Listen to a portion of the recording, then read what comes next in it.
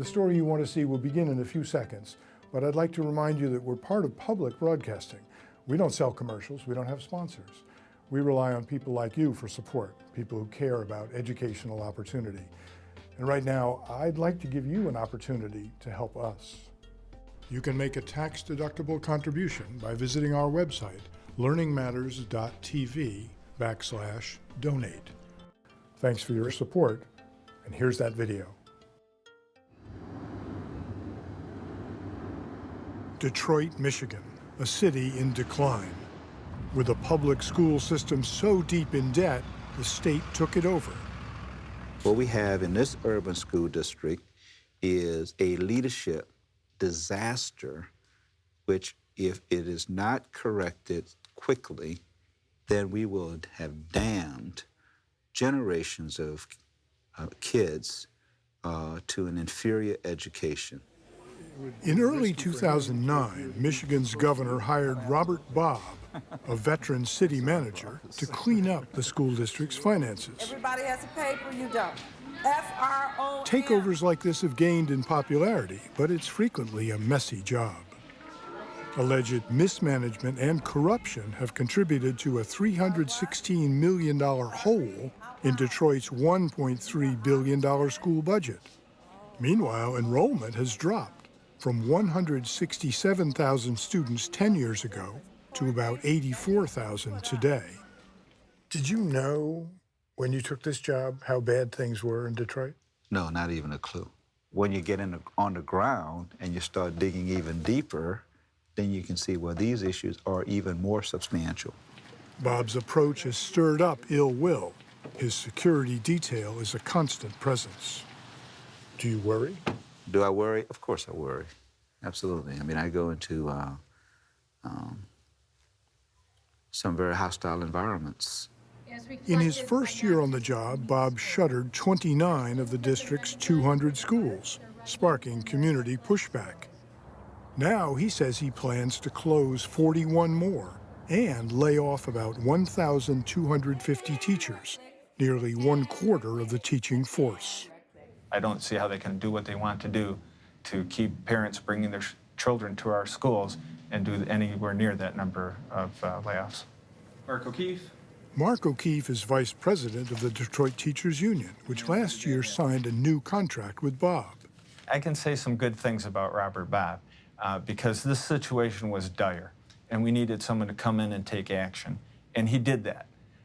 And the type of people who assert themselves and take action and can make changes quickly, sometimes that same trait is what might lead you to maybe assert more control than you have or seek more power than you have. Together, let's start a revolution on behalf of your children and children in Detroit Public Schools. Critics contend that Bob has authority only over the school budget. But Bob has reached further, tackling the system's abysmal academic performance. On a recent national test, just 3% of Detroit's fourth graders scored proficient in math, the worst scores in the history of the test. The issues impacting Detroit Public Schools are top-to-bottom issues. It's not just the fact that we have an over $300 million budget deficit, but it's also the issue that we have an academic emergency. Bob hired Barbara Bird Bennett, an experienced school superintendent, to help him overhaul the curriculum.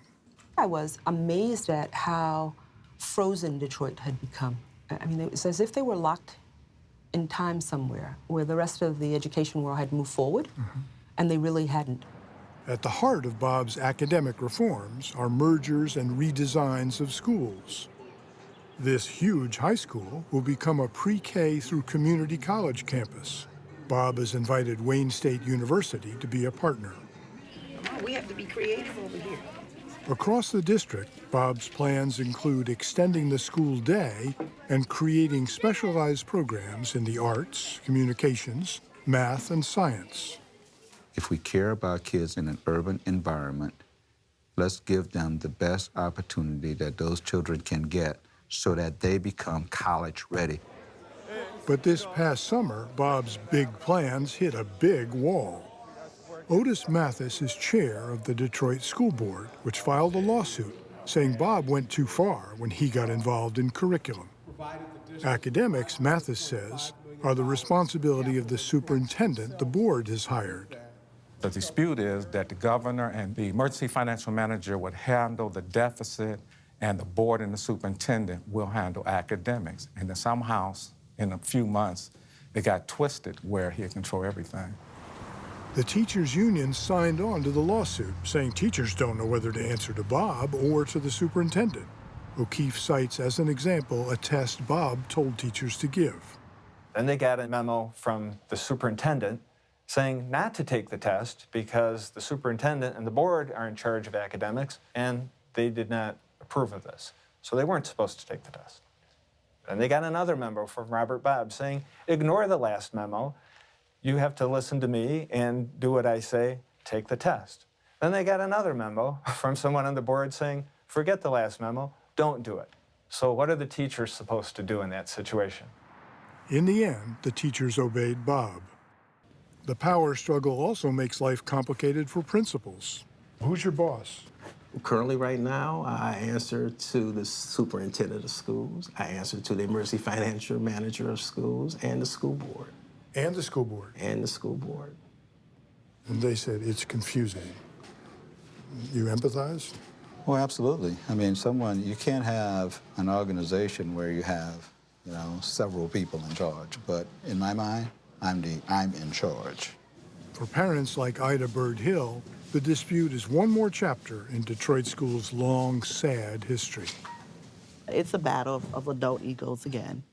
The problem that upsets me most is that the adults can't come to a table and agree to disagree. They're fighting like children. Or worse than the children. Very good. Let's face it. The baby? The board didn't do so well, which is why he's Who's here. the baby? And he may not respect the board, but they were voted in by the community because the community wanted them to represent their interest. So just both sides have a little respect. You should be able to hire your principals, your janitor, your engineer. In mid-April, the courts issued a temporary injunction against Bob's plans. Bob is appealing, but he says it doesn't really matter which way the judge decides because every academic decision involves spending. I mean, we win, and if we lose, we win. Because someone's going to have to finance these services. So you'll still be in charge, If a penny touches it. even if the judge says, Mr. Bob, you're not in charge of academics, you still will have some sort of veto power. Because the programs have to be financed. Bob's contract runs out in March of next year. How much he will be able to accomplish before then is in question. Meanwhile, the exodus of students from Detroit public schools continues to charter schools or to regular public schools in other cities and towns.